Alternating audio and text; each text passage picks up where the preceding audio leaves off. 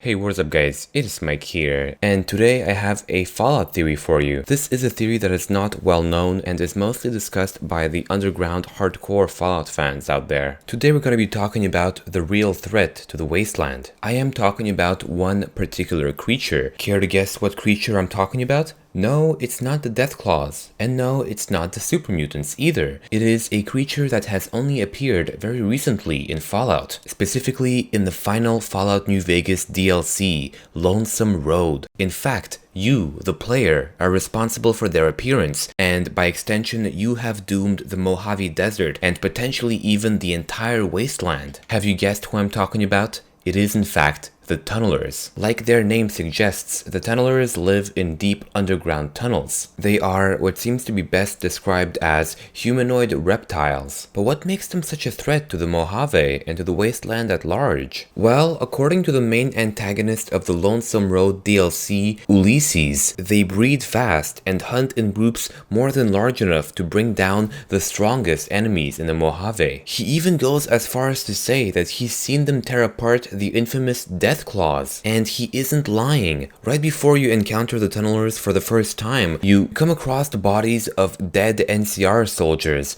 as well as the body of a Deathclaw. It appears Ulysses wasn't kidding. He goes on to compare the Tunnelers to Denver Hounds. Let's talk about Denver Hounds for a second. Denver, or what remains of it, is filled with high skyscrapers and is infamous for the packs of feral dogs which roam its streets. These feral dogs are so vicious and numerous that the town became virtually uninhabitable, with the exception of a few pockets of survivors living on the rooftops of Denver. This comparison that Ulysses made comparing Denver Hounds to Tunnelers is actually strikingly good. Denver Hounds are similar to Tunnelers in many ways. Number one, they almost act like a hive mind. When they attack a target, they don't care how many of their own they lose, as long as they take down the target. They don't fear death and only care about the ultimate good of the pack itself, and they hunt in very large groups. However, unlike Denver Hounds, Tunnelers can lay eggs, which means they can reproduce much quicker than Denver Hounds. In other words, they are oviparous rather than viviparous. In the long term, this makes them a much larger potential threat to the wasteland at large, since it means they can spread a lot faster. So where do the Tunnelers come from? Well, like I said earlier, they have appeared in the wasteland because of you. Sometime before the events of Fallout New Vegas, you were sent to deliver a package to the Divide. However, unbeknownst to you and to the people who sent you, that package contained launch codes to ICBMs buried beneath the Divide.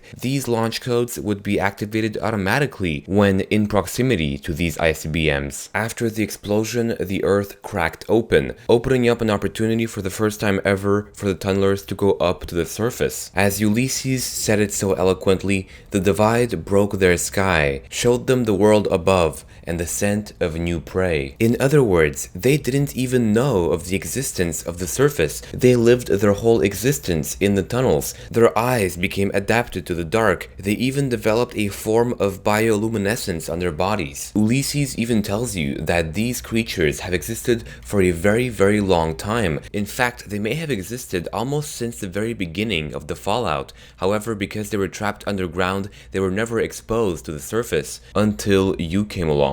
Ulysses asserts that the Mojave will be quote-unquote easy prey for them. He says death will come from below. I think it is obvious that the developers have put a high degree of importance to this particular point and that they are foreshadowing something in the future. And this especially makes sense because this is the last DLC for Fallout New Vegas, which may be the developers' hint as to what may take place in one of the next Fallout games. But you may be asking, if what I say is true, then why have we not seen any of this in Fallout 4? And you're right, Fallout 4 takes place in 2287, while Fallout New Vegas takes place in 2281, which is a 6 years difference. Surely by that time, the Tunnelers would have had time to spread further than New Vegas and have taken over, at least a few states. But there is a very reasonable explanation for this. Fallout New Vegas and Fallout 4 take place on opposite ends of the country. Fallout New Vegas, which is developed by Obsidian Entertainment, takes place on the west coast, while Fallout 4, developed by Bethesda, takes place on the east coast. If you ask me, the reason why they keep these games so far apart